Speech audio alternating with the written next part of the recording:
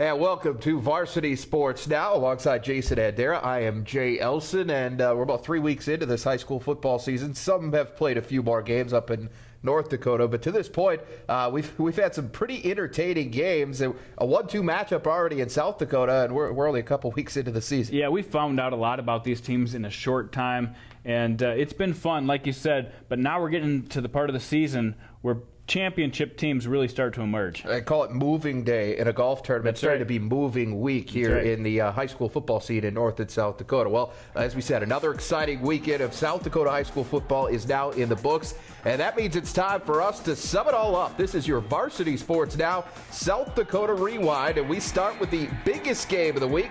Lincoln takes down top-ranked Roosevelt with a strong performance. Pats got out to a 28-7 lead and held on from there.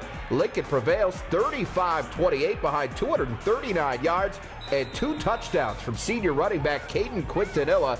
And we caught up with Q after that win. My dad, he's probably the loudest guy in the stand. He's right here in this corner. I can just hear him yelling, dig deep. And I can just hear him yelling. And my dad's been my biggest motivator. He got me into football. And just right down that last run I had, I just could hear him. I just let that noise just echo through my body, and I just took the ball and ran as hard as I possibly could.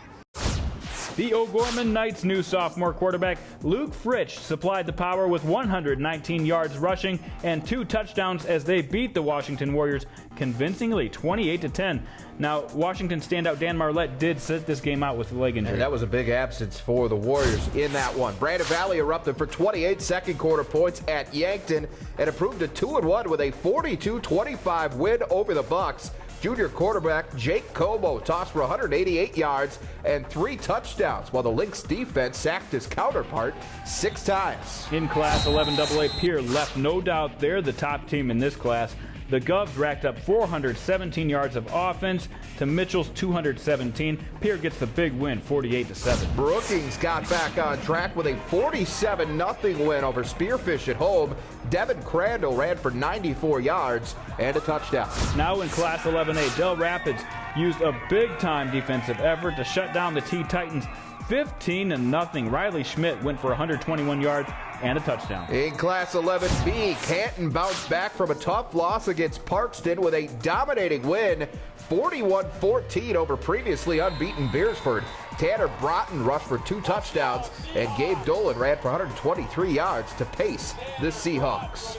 And that's a look at your Varsity Sports Now South Dakota Rewind. Let's fast forward now. Take a look at some of this weekend's big games. First up, Watertown visits Sioux Falls Lincoln. Watertown has been a very good team in a Class 11AA, a lot better than they were last year. Just one starter returning on this offense. They're going to be tough to shut down, especially Shea Bratland, but Lincoln is rolling right now, have proved it 2 weeks in a row, scoring over 50 and then taking out Roosevelt. It's going to be a tough matchup. 11AA, 11 AAA showdown there, and another as Pierre visits Sioux Falls O'Gorman. And for more on the Govs, let's bring in Wade LaRoche from the Capital Journal. And Wade, we are hearing a lot of good things about Coach Popiga up there. How's he doing in Pierre so far? It's been a very seamless transition for Jason, becoming the head coach.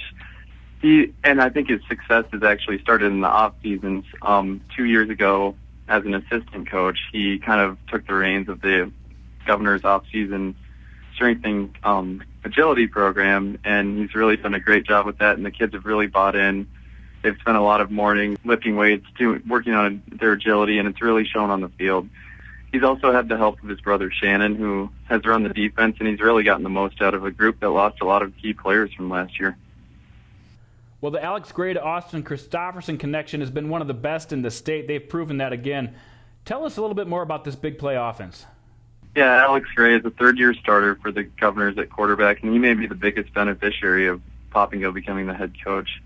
He's a guy that should be on the short list of South Dakota's best quarterbacks, regardless of class right now. And the kind of spread formation system that Popiga has installed has really given him the opportunity to make his mark through the air and with his legs and several read option plays. He's been able to utilize a stable of playmakers to get the job done, and Austin Christofferson's been the leader of that group. He made a big play in the Rapid City Central game in the second week of the season to tie the game after Pierre got off to a rough start, and it was kind of all downhill from there for Pierre. And they've also had Ethan Case emerge. He was an all-state soccer player a year ago, and now he's making an impact on the football field for Pierre. And Garrett Pokup and Shea Ranke have also been reliable receivers for Gray. Christopherson also actually made his mark early in the Mitchell game last Friday, through returning the opening kickoff for a touchdown, and he also returned the opening punt. So this is just a group of playmakers who, if they get in space, they're going to be trouble for opponents. All right, and finally, Wade, this week Pierre faces off against their second AAA opponent in Sioux Falls, O'Gorman. What kind of game are you expecting to see in Sioux Falls?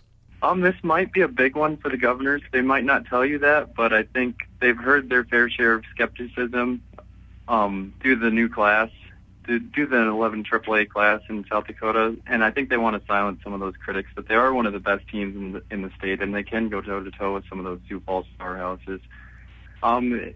Coach Popiga told me Friday night that he expects it to be their most physical game of the season, and that's kind of been an issue for the Governors. In the Rapid City Central game, the Copplers' offensive line kind of had their way with Pierre, and the Watertown also found a lot of success running the ball. Sioux Falls O'Gorman has had their fair share of injuries from what I understand, and it will be their homecoming, so they'll be fired up to go. But I think Pierre will definitely want to come out and make a statement against them. All right, once again, that is Wade LaRoche from the Capital Journal up there in Pierre. Well, we've surveyed the scene in South Dakota, and when we come back, we'll do the same in North Dakota. You're watching Varsity Sports Now.